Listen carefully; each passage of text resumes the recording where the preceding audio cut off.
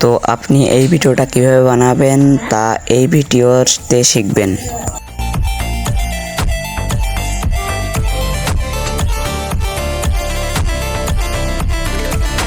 প্রথমে আপনি ভিডিওটা সিলেক্ট করে নেবেন, তারপর ভিডিওটা ডুপ্লিকেট করে নেবেন। ডুপ্লিকেট করার পর ওভারলাই করবেন। ওভারলাই করার পর রিমুভ বিজি করে নেবেন ভিডিওটা।